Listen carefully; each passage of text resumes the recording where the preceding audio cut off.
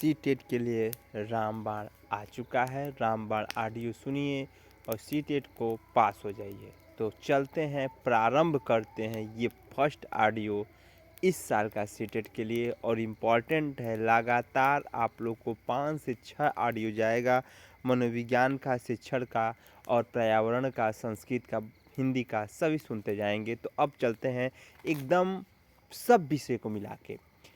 एक ऐसा शिक्षण क्या है? शिक्षण एक ऐसा योजना है जिसके अंतर्गत बच्चों को, अध्यापक को सहयोग की भावना से, सरल से कठिन भावना से बच्चों को पढ़ाना चाहिए। शिक्षण जब अध्यापक शिक्षण करता है या जब अध्यापक बच्चों को सिखाता है तो हमेशा चीज़ों को सरल प्रक्रिया से सिखाता है। सरल का मतलब क्या हो बेटा, कि बच्चे को जब कठिन बता दोगे ना तो वो ऑलरेडी बच्चा आपकी कक्ष में पढ़ना बंद कर देगा। इसीलिए अध्यापक क्या करता है, पहले जितना आसान तरीका हो, इतना मंद मस्त से, इतना मुस्कान तरीके से, इतने अच्छे तरीके से पढ़ाता है, उस क्लास को इतना रोचक ढंग से पढ़ाने का प्रयास करता है जिससे बालक उसे सरल तरीके से, मूर्त ज्ञान से अमूर्त ज्ञान या सरल से कठिन की तरफ जागरूक हो जाता है।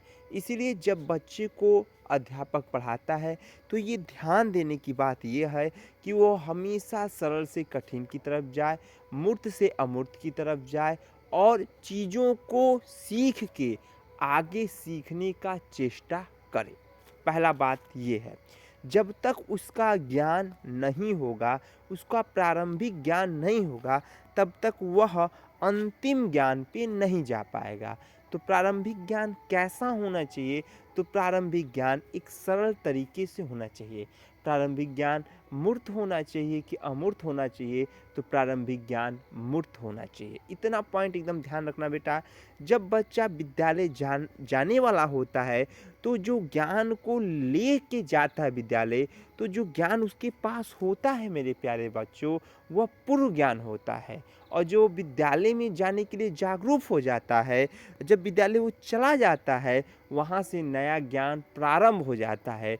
तो बच्चों को हमेशा पूर्व ज्ञान से नए ज्ञान की दिशा में बच्चों को पढ़ाना चाहिए, जिसके द्वारा अध्यापक भी अपने ज्ञान को अस्थायित्व में ला दे और बच्चे का भी ज्ञान अस्थायित्व रूप में आ जाए। तो हमेशा पूर्व ज्ञान से नए ज्ञान से जोड़ना चाहिए। जब बच्चा विद्यालय जाता है तो वह विद्यालय जब जाता है तो अध्यापक को हमेशा उसके ही मातृभाषा में, उसकी व्यवहारिक भाषा में, मातृभाषा में ही पढ़ाना चाहिए। जब तक बच्चे को मातृभाषा में नहीं पढ़ाया जाएगा तब तक उसका ज्ञान अस्थायी नहीं होगा। जब बच्चा विद्यालय आता है तो वह अध्यापक से मिलता है तो उसे अध्यापक के साथ व्यवहारिक ज्ञान प्रारंभ होता है। इसीलिए बच्चे को या अध्यापक को व्यवहार बना के ज्ञान देना चाहिए, व्यवहारिक रूप से ज्ञान देना चाहिए, अस्थायी रूप से ज्ञान देना चाहिए और हमेशा मूर्त रूप से ज्ञान देना चाहिए, सरल रूप से ज्ञान देना चाहिए। ध्यान रखने वाली बातें हैं। जब बच्चा अध्यापक के पास जाता है तो वह अपने समाज को प्रारंभ करके जाता है, अपने समाज के ज्ञान को प्रारंभ करके जाता है, तभी अध्यापक से मिलता है, आध्यात्मिकता ज्ञान प्रारंभ होता है और वहीं से उसका ज्ञान धीरे धीरे अस्थायी हो जाता है। ध्यान रखेंगे।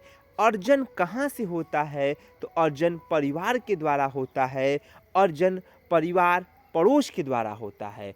अधिगम कहाँ से होता है? जब बच्चा विद्यालय में जाता है, जब बच्चा समाज में जाता है तो वहाँ से अधिगम हो जाता है। अधिगम का क्या अर्थ होता है? अधिगम का अर्थ होता है मेरे प्यारे बच्चों, सीखना। जैसे जैसे बच्चा सीखता जाता है उसका व्यवहार, उसका चाल चलन, उसका ज्ञान बदलता जाता है। इसीलिए जैसे जैसे बच्चों में अधिगम होता जाएगा उसका व्यवहार ऑलरेडी बदलता जाएगा। एकदम ध्यान रखिए बेटा, एकदम ये ऑडियो जब सुन रहे हो हमारे प्यारे बच्चों, जो लोग भी सुन रहे होंगे वो दूसरे को ज़रूर शेयर करें। मैं ये नहीं कहता हूँ किसी टेट के लिए प्राण लगा दिए, जान लगाइए, कुछ मत लगाइए, बस ये ऑडियो सुन के जाइए भाई। मैं 100% लेता हूँ कि आप पास होके आएंगे, पास होके ही आएंगे बेटा। तो प्लीज़, मात्र 10 दिन बचे हुए हैं, ये 10 दिन में मैं पास करा दूंगा, 100% गारंटी है।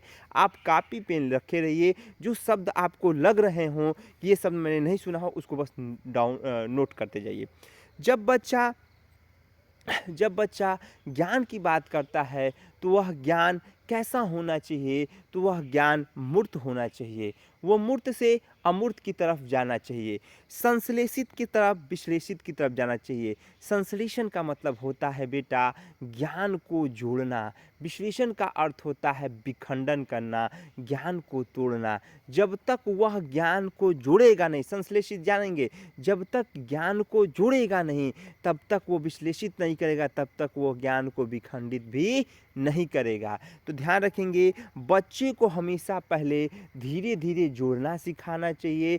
जैसा जैसे बच्चा जोड़ना सीख जाएगा वैसे वैसे उसका विस्तार होते रहेगा, और जब वह मूर्त ज्ञान को जान लेगा तभी वो विखंडित ज्ञान को जानेगा। और विखंडित ज्ञान क्या होता है, तो विखंडित ज्ञान अमूर्त होता है। जो बच्चा अमूर्त ज्ञान को रखता है वह कलाकार, इंजीनियर बनता है। वह अमूर्त चिंतन करने लगता है, अमूर्त सोचने लगता है, जिसके कारण वह ज्ञान को विखंडित रूप से, कल्पना रूप से, अमूर्त रूप से विकसित कर लेता है। ध्यान रखेंगे, प्रारंभिक ज्ञान, जब बच्चा प्राथमिक विद्यालय में जाता है तो वह किस प्रकार से ज्ञान देना चाहिए, तो प्राथमिक का ज्ञान जो होता है, निचले कक्षा का जो ज्ञान होता है वह प्रारंभिक ज्ञान होता है, मूर्त ज्ञान होना चाहिए। और मूर्त ज्ञान के द्वारा ही ज्ञान को अस्थायी रूप से ले जाना चाहिए। जब तक बच्चा में अर्जन प्रारंभ नहीं होगा तब तक अधिगम भी नहीं होगा। ध्यान रखेंगे, सामाजिक अधिगम का सिद्धांत वंडूरा साहब ने दिया, और सामाजिक अधिगम का सिद्धांत देते हुए उन्होंने बताया कि जब तक बच्चा समाज में नहीं आएगा तब तक उसका अधिगम नहीं होगा, उसका विकास नहीं होगा, और तब तक वह आगे बढ़ नहीं पाएगा। इसीलिए जब तक वह अपनी कल्पना का विकास ना करे, जब तक वह अपनी सोच का विकास ना करे, तब तक उसके समाज का विकास नहीं होगा।